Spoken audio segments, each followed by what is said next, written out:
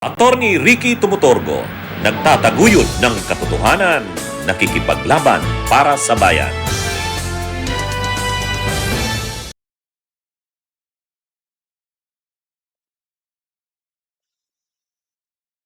Ayan, mga kabunyog, mga kababayan, magandang araw po sa inyong lahat. Welcome po sa isa na namang episode ng ating talakayan. Dito po sa aking bagong segment, Ang Take Ko, Attack ni Attorney Ricky Tumutorgo. Napapanood po tayo sa ating YouTube channel na Attorney Ricky Tumutorgo. Kung hindi pa po kayo nakasubscribe, subscribe na po kayo. Napapanood rin po tayo sa Attorney Ricky Tumutorgo Meta or Facebook page. Kung hindi pa po kayo nakafollow, follow na po kayo.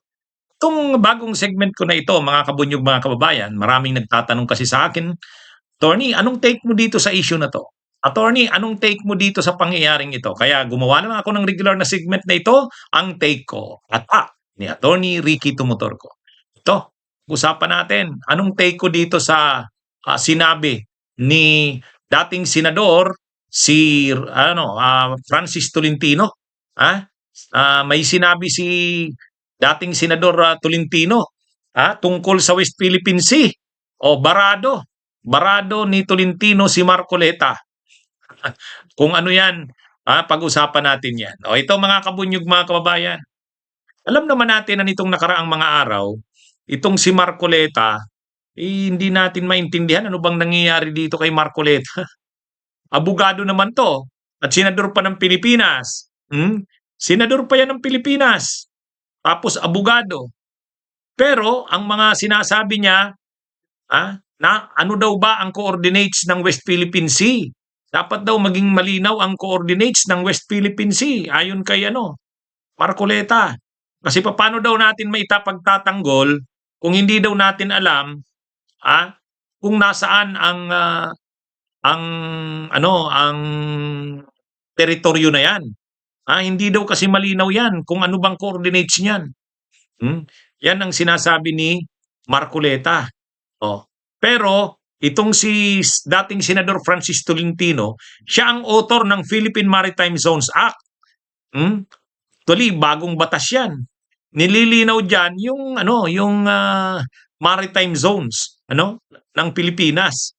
Kaya ito, ang sinabi nito sabi ni dating Senador Francis Tolentino, ayon sa kanya, mga kabunyog, mga kababayan, ang paglilinaw ni dating Senador Francis Tolentino, mayroon daw sinubmit sa United Nations. Sabi niya, hindi totoong wala tayong mga coordinates niyan. Mayroon tayo. Kaya hindi daw totoo na hindi malinaw kung alin ang teritoryo natin. Sinubmit na daw natin yan sa United Nations. Yun ang paglilinaw ni dating Senador Francis Tolentino. Kaya rin to maganda rin yung paglilinaw na yan ni dating Senador Francis Tolentino. Kaya dito barado si dito barado dito si Marcoleta. Ini-insist niya kasi wala daw tayong kasulatan. Hindi daw malinaw kung nasaan yung mga boundaries natin.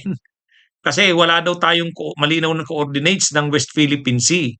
Pero yun na nga, ang paglilinaw ni dating Senador Francis Tolentino, mga kabunyog, nung panahon na inakda niya yung yung Philippine Maritime Zones Act, nilinaw yan, nakalinaw dyan sa batas na yan, kasi batas na yan, napirmahan na yan. Malinaw dyan sa batas na yan yung ating coordinates. Kaya hindi totoo na wala tayong malinaw na coordinates niyan. Yan yung pinapaliwanag ni dating Senador Francis Tolentino. Kaya fake news daw, ayon sa kanya, yung mga kumakalat na wala tayong malinaw na pagkakalatag. Kasi sabi ni Marcoleta, we would like to specifically determine the extent of our West Philippine Sea because if we are unable to do that, baka mahirapan tayong ipagtanggol hanggang saan ang atin. Kaya nga, ang paliwanag diyan ni Senador Francis Tolentino, dating senador, dating Senador Francis Tolentino, nang ginawa yung inakda niyang batas, nilinaw 'yan.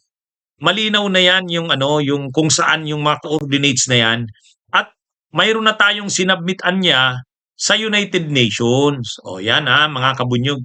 May sinubmit na niya tayo sa United Nations. Kaya hindi totoo na wala tayong records niyan. Kaya ano ito, maganda rin itong paglilinaw, itong paglilinaw na ito ni, dating Senador Francis Tolentino, ha. Itong sabi niya, yung coordinates under PMZA o ang PMZA yan yung Philippine Maritime Zones Act ay diniposito na sa Secretary General ng United Nations at kinilala na. Ang ibig sabihin nun, yun yung mapa. Yun yung coordinates. So kung ano man yung sinasabi na walang malinaw na mapa, yan po ay panlin lang. Disinformation. Wow. Matindi tong sinabi na ito ni tong sinabing ito ni Senador o dating Senador Francis Tolentino. Mga kabunyog, mga kababayan. Kumbaga, nag-submit na pala tayo, diniposito na sa Secretary General ng United Nations at kinilala na daw. Yung sinubmit natin doon sa United Nations, coordinates yun. Yun yung coordinates ng West Philippine Sea. Nakalagay kasi yan sa Philippine Maritime Zone Act natin. Yan yung Kaya, ano na? Paano na yan? Nasagot na yung issue na nire-raise ni Marcoleta. Kasi paulit-ulit yan si Marcoleta ng ganyan eh. Tayo lang daw ang nag-imbento ng West Philippine Sea. Wala naman daw malinaw na demarcations yan. Walang malinaw na meets and bounds kung nasaan yan. Walang malinaw na coordinates. O ngayon, sinagot na ni dating Senador Francis Tolentino. Siya ang author ng Philippine Maritime Zones Act. Kasi yung Philippine Maritime Zones Act nga naman talaga na yan, nilabas talaga yan para maging malinaw na yung ating teritoryo. Kasi dapat maging malinaw, lalo na tungkol dyan sa West Philippine Sea na yan. Kaya nilinaw yung maritime zones natin eh. Yung exclusive economic zone, at nang pinasayang Philippine Maritime Zones Act, nakabase yan sa UNCLOS. Kasi hindi naman tayo pwedeng gumawa ng batas natin na bangga doon sa UNCLOS. Signatory tayo sa convention na yan eh. Pangalawa, nakabase na rin yan doon sa ruling ng arbitral ruling noong 2016. Kaya yung Philippine Maritime Zones Act, ano na yan eh, kumbaga naka-harmonize na yan doon. Kaya sabi pa ni dating Senador Francis Tolentino, kasi siya ang author niyan, nang ginawa pala nila yung Philippine Maritime Zones Act, gumawa na sila ng mapa. May mga coordinates doon at sinubmit na nila sa United Nations Secretary General. Ni-receive naman at kinilala na. Kaya hindi totoo na walang mapa. Kaya ang sabi ni ni dating Senador Francis Tolentino, yung mga nagsasabing wala tayong mapa, walang coordinates, hindi malinaw, disinformation yan. Anong sagot dyan ni Marcoleta? Wala pa tayong alam na sagot dyan. Ito. Pag-usapan naman natin to. Anong take ko dito sa pahayag ni Manny Villar sa mga kaso laban sa kanila? Alam naman natin na kinasuhan actually, halos buong pamilya nila. May kaso si Manny Villar, may kaso si Cynthia Villar, may kaso si Mark Villar, may kaso si Camille Villar, pati yung tiyo, may kaso. Ano ang mga kaso nila? Ang kaso nila ay criminal cases, isinampa ng SEC, Securities and Exchange Commission. Tungkol saan yung mga kaso? Tungkol yun dun sa manipulation ng valuation ng kanilang mga properties doon sa Villar, yung mga kumpanya nila sa real estate. Kumbaga, overvalued, manipulated yung valuation. Niluluko yung publiko. Parang ang paniwala ng publiko, mataas yung value ng mga properties na binibenta sa kanila. Ayun pala, hindi. Overvaluated pala, bloated. Minanipulate, may mga sabwatan. Bawal yun. Criminal case yun. Yan yung isang dyan. Pangalawa, yung insiders trading. Yung insiders trading. Ito, si Camille Villar, nakasuhan dyan. Sa insiders trading, bumili ng shares 63,000 shares yata. Itong si Camille Villar. Sa sarili nilang corporation. Ano yun parang may leak galing sa loob. Nag-leak, nagbigay ng tip. Hindi pwede yun. Insiders trading yun kasi insiders information yun. Bawal yun. Kaya yun, nakasuhan sila. Kaya ito mga ngayon, anong sagot ni Manny Villar? Ang sagot ni Manny Villar, simula pa daw nang nagtinda yung kanyang nanay ng mga isda doon saan ba yun? Yun yung sagot ni Manny Villar. Simula daw nung nagtinda sila. Ito, from the time I helped my mother sell shrimps and fish in Divisoria to leading one of the most successful businesses in the country, I have never engaged in illegal practices designed to defraud customers and investors. Pahayag niya yan bilang chairman ng Villar Group, February 3, 2026. So, alam naman natin ang ng Villar. Ang pinapalabas ni Manny Villar, sipag at tiyaga, di ba? Yan yung kanyang slogan nung tumakbo siyang presidente, ST. Sipag at tiyaga. Ibig sabihin, umasenso siya dahil sa sipag at tiyaga. Galing siya sa pagtinda ng mga isda, hipon, doon sa Divisoria kasama ang kanyang nanay. At mula doon, nagsipag siya, nagtiyaga, at lumaki ang kanyang mga kumpanya, korporasyon. Galing yan sa sipag at tiyaga. So ang sinasabi ni Manny Villar, hindi daw siya kailanman nag-engage sa pandaraya, manipulation, insiders trading. Wala daw, hindi daw yan totoo. Kaya kasinungalingan daw yan. Haharapin daw nila yung kaso na yan. Anyway, bibigyan naman sila ng due process niya. Kaya lang, tinitindigan din ng SEC, matibay daw ang kanilang mga ebidensya. Matibay ang mga ebidensya nila na talagang nag-commit ng manipulation at saka insiders trading ang mga Villar. Kaya medyo aabangan natin ang developments nito. Pero criminal cases yan. Criminal cases yan. Kumbaga, ang lumalabas kasi, kabaliktaran ng sinasabi ni Manny Villar na galing sa maayos, kumbaga maayos silang magnegosyo, maayos ang kanilang mga transactions, yung pagbibenta nila sa publiko ng mga real estate, maayos yan, hindi nila dinadaya ang publiko. Kabaliktaran itong mga kasong ito Itong mga kasong ito, dinaya nila ang publiko. Kaya nga manipulation Dinaya rin nila sa pagbenta ng mga shares of stocks, pagbili, insiders trading. Lahat ito pandaraya, panluloko. Exactly, ang sinasabi naman ni Manny Villar, hindi kami nag-defraud. Ibig sabihin, hindi daw sila nag-defraud, hindi sila nanloko, hindi nandaya ng publiko. Ay dito naman, ang sinasabi naman ng SEC, hindi, nandaya kayo. At may mga ebidensya sila. Sa katunayan, na-penalize na daw ang mga Villar kasi hindi sila nag-submit on time ng kanilang audited financial statement.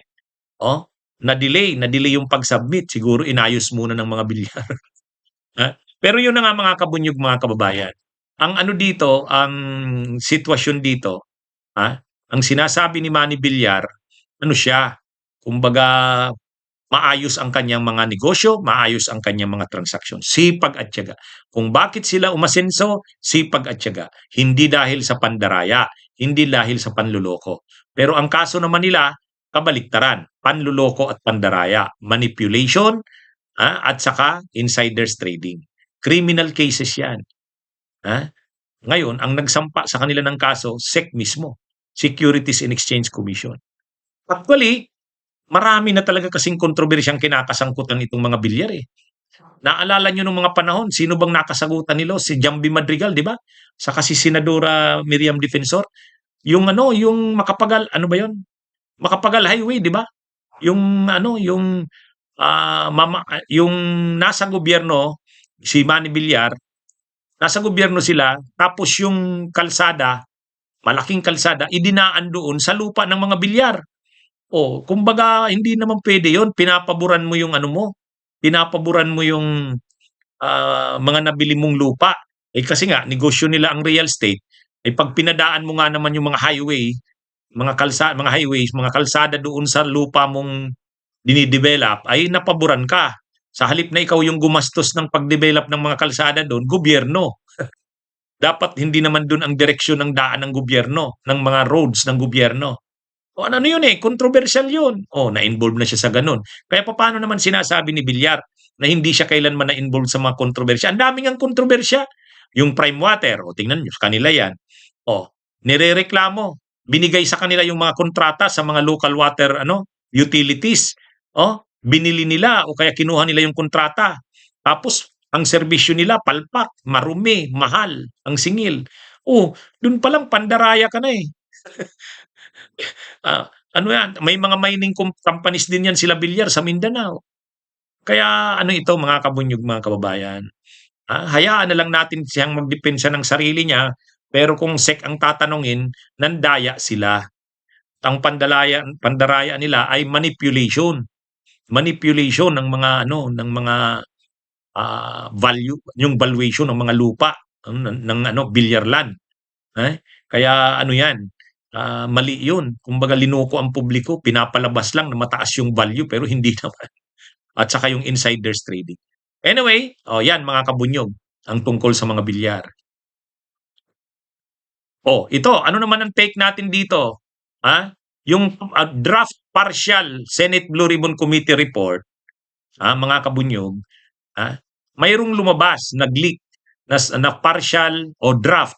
Hindi, ibig sabihin hindi pa final. Ngayon, umiikot yung draft na yon, pinapapirmahan sa mga members ng Senate Blue Ribbon Committee. Ngayon, sa original na ay sa pag-ikot nun, pumirma na itong si Mig Subiri, si JBR Sito, sa si Win Gatchalian. Nakapirma na sila. Pito na daw ang nakapirma. Pito. Ang pampito yata, nakapirma na rin si Bam Aquino, si Kiko Pangilinan, at saka si Risa. Pati yata si Ping Lacson. Si pito na nga. Ngayon, pero ang kailangan kasing perma, 11. Kasi 20 sila. Kailangan makapirma yung 10. Okay na sana dahil 7 na. Kasama na itong tatlong ito, si Mig Subiri, si JB Ejercito, at saka si Win Gatchalian. Ay biglang binawi. Biglang binawi ng tatlo na yan. Sumulat sila kay Senador Ping Lacson. Ang laman ng sulat nila, pinapaalam nila na binabawi nila muna yung perma nila. Ang rason nilang ginagamit, bakit nila binabawi? Kasi nakalagay daw kasi na hindi pa naman final yon, kulang pa, partial pa lang. So hintayin na lang daw munang makumpleto saka sila pipirma. Pero ang totoo, naging controversial yan kasi nag-leak. Nag-leak na ang laman ng report na yan, yung draft partial Senate Blue Ribbon Committee report, ang laman niyan ay nire-recommendang kasuhan si Chis Escudero, kasuhan si Jinggoy, kasuhan si Joel Villanueva. So mabigat yung recommendation na yon kasi mga kapwa nila senador kakasuhan. Mukhang ginagapang itong tatlo na to. Mukhang ginagapang nila Chis. Pinapakiusapan siguro, wag naman kayong pumirma dyan. Pinapakiusapan siguro. Kaya lang, si Senate President pro tempore at ang chairman ng Blue Ribbon, si Lacson, sabi niya hindi naman pwedeng hindi natin i-recommend yan. Hindi pwedeng hindi i-recommend si kasuhan yang mga yan. Bakit? Yan na ang lahat na ng ginagawa ng gobyerno, iniimbestigahan na sila. Saka yung hearing naman talaga, nag-a-appear doon, dapat silang kasuhan. Pag hindi mo kinasuhan yan, pag hindi mo nirecommend ang kasuhan, pinapalibre mo sila. Masisira yung para, sabi nga, ang terminong ginamit ni Lacson, para naman tayong ewan yan. Yun yung sinasabi ni Lacson. Kaya lang, syempre, mukhang nakakaano ng pressure itong sila Mig Subiri, saka si JBR Sito at si Win Gatchalian. Mukhang ginagapang, pinapakiusapan nila Lacson, nila Escudero, nila Villanueva at saka ni Estrada na wag namang pumirma. Kasi ngayon, ang pinagmamalaki ni Villanueva, sabi niya, bakit? Sino bang nakapirma dyan sa Blue Ribbon Committee report? Baka si Lacson lang. Kailangan talaga ni Lacson ng perma ng mga yan. Ngayon, ang tanong, makaya kaya na matipo ni Lacson ang 11? Ano yan ano yon, medyo mahirap-hirap nga yan.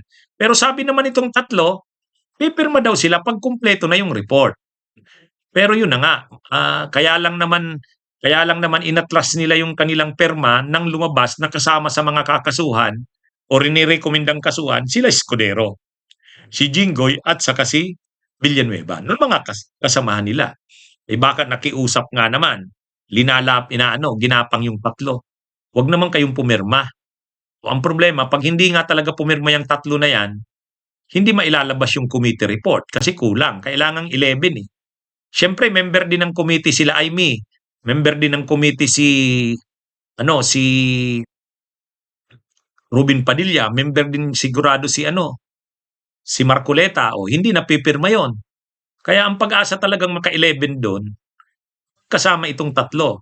Si Win Gatchalian, si JB at saka si Migs. Ay problema nga, binawi na yung kanilang perma. Anyway, isa talaga yan sa major na usapin tungkol sa bakit nagkakaroon ng papalit ng liderato ng Senado. Kasi siyempre, talagang gusto ng mga senador na minorya mapalitan si Soto at si Lacson. Kasi ang stand talaga ni Lacson at ni Soto, ilagay doon sa recommendation na kasuhan si Escudero, kasuhan si Jinggoy, kasuhan si Villanueva. Kasi ang paliwanag naman ni Lacson, bakit natin sila hindi kakasuhan? Sa mga pagdinig naman na ginawa, lumalabas talaga dapat silang kasuhan eh. Nandun naman daw si Win Gatchalian, nandun naman daw si JB Ercito. Yun naman ang lumalabas sa pagdinig. Bakit papalibrihin mo sila Escudero? Lalabas daw sila niya na parang ewan. Sa kaya na daw yung reality sa grounds, kinakasuhan na nga, iniimbestigahan na. Tapos lalabas ngayon sa recommendation mo, wala doon yung recommendation na kasuhan sila. Parang pinapalibre, hindi maganda sa imahe ng Senado. Kaya lang siyempre, ito namang tatlo, barkadahan.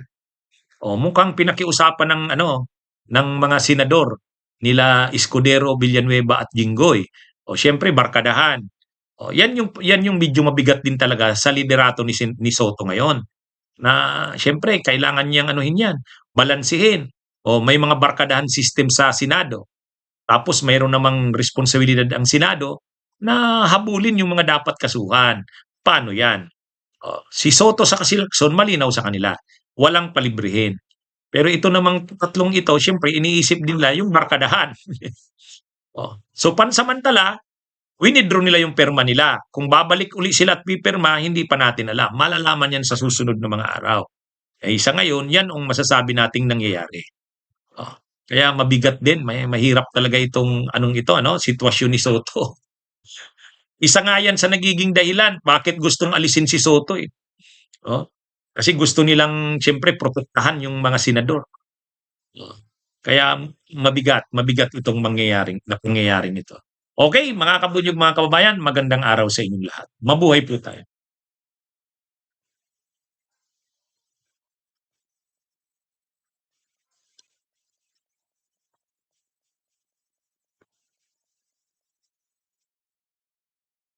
Bunyog, bunyog, halikan na kasama ka. Bunyog, kapag buklod ay may pag-asa. Luzon, Visayas, Mindanao, isa ang pananaw. Sa bagong Pilipinas ang bunyog isisigaw. Bunyog.